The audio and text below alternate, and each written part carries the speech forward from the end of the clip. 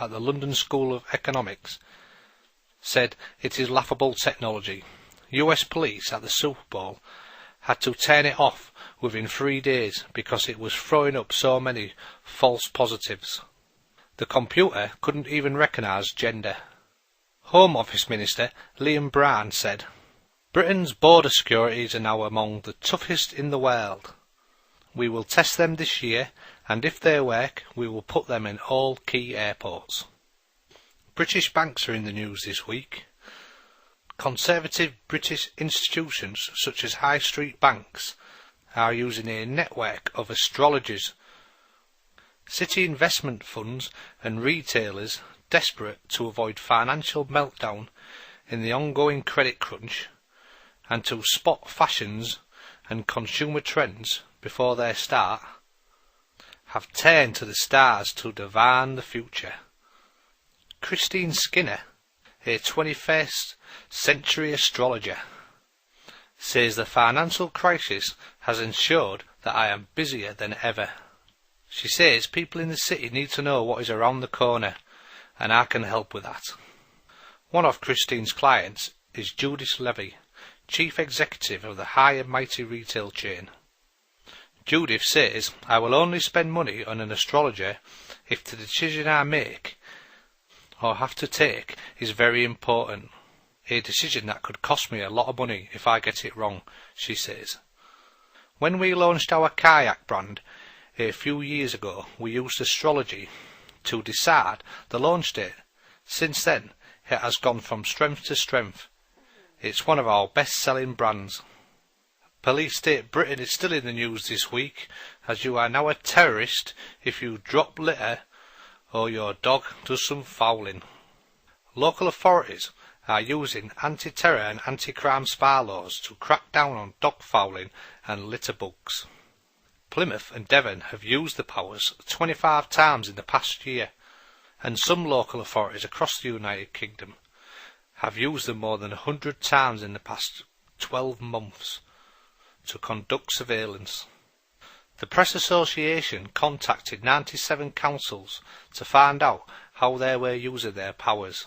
It followed the controversy surrounding the case of a family in Poole in Dorset who were tracked covertly for nearly 3 weeks to check they lived in a school catchment area. The same council has done same checks on 2 other families in the past year. The council defended its actions, saying these cases were treated as potential criminal activity. The council say the surveillance was mainly used to combat rogue traders, benefit fraud, antisocial behaviour and criminal damage, but the research found the law was being used to find out about people who let their dogs foul in the street in at least 7 cases, also in a breach of planning law and in 1 case of littering. The oil firms are in the news this week as Shell and BP has made nice profits thanks to the rising price of fuel. Shell has made profits of 7.8 billion in the first 3 months of this year, up from 7.9 billion a year ago, and Ravel, BP, saw its profits rise 48% to 6.5 billion from 4.4 billion. They must be sat smoking their cigars and laughing their boots off. In the UK, average prices have now reached £1.09 a litre for unleaded petrol, when about a year ago it was 80p. And in the US, where fuel taxes are lower, the average price now is £1.80. And it was only last year that Donald Rumsfeld said that oil prices would double. The price of oil has been rising steadily since January, when it broke through the 100 cents a barrel mark. And this week, the oil cartel of the producing nations and OPEC warned that prices could reach £200 a barrel. Here in the UK, if a litre of petrol costs £1.08, approximately 33 pence goes to the oil company, 9 pence will go to the retailer, 50 pence goes on fuel duty to the Chancellor of the Exchequer, and 16 pence goes on VAT. Analysts say oil prices are high because of the weak dollar and because reserves are under pressure. There is a slim spare capacity margin, and OPEC does not have a great deal more oil to pump. But this is not true, as if you look into the history of oil, there are capped off reserves oil on land and in the seas around the world. Also this week, a British whistleblower has exposed corruption at the European Aid Agency. The whistleblower now faces a sack after he told EU fraud investigators that his boss was involved in a scam. Terry Battersby from Manchester has been removed from his job as Head of Information Technology at the Brussels-based Centre for the Development of Enterprise.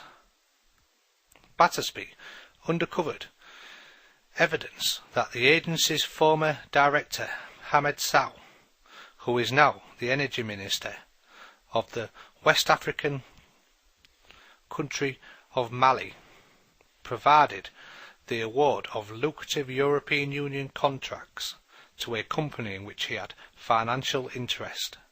Sow is alleged to have arranged for the CDE to back a loan of nearly $3 million to a textile company in Mali, without disclosing that he owned 20% of the company and was receiving payments from the firm. The CDE, set up to support the private sector in poor countries, receives more than $14 million a year in taxpayers' money from the EU. 2 years ago, Battersby discovered documents showing Sow's apparent conflict of interest and passed them to the EU's anti-fraud investigation. Brian Simpson, a Labour MP, said Battersby has been made the victim of a witch hunt for having the courage to speak out. Battersby, who has worked for the CDE for 16 years, is now on a temporary 6-month contract after being denied a permanent job.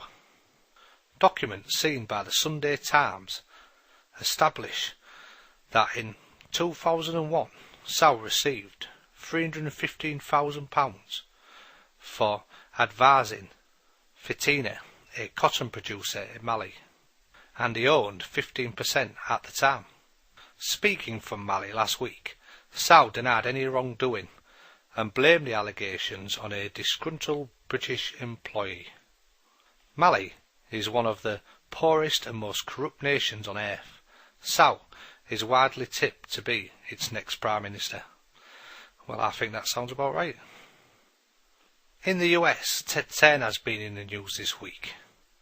Turner, the largest US landowner and wealthy media mogul, has stated yet again, and this time to a PBS interview with Charlie Rose, that the world's population needs to be reduced. Turner also used the interview as an opportunity to continue his non-stop irrational fear-mongering of global warming. He stated that if something isn't done about global warming, that people would soon be forced to resort to cannibalism. He also stated that he believes that global warming is directly related to the fact that there are too many people on the planet using too much stuff. He said, therefore, to fight global warming, you need to have dramatically reduced the population. Turner has promoted eugenics-driven policies like 1- and 2-child policies for many years, and for many years has constantly touted the virtues of a global government through the United Nations. All this is because Turner and the global elite, it's all about control. What better way for the rulers of the planet like Turner to gain more control by reducing the whale's population through eugenics and implementing a global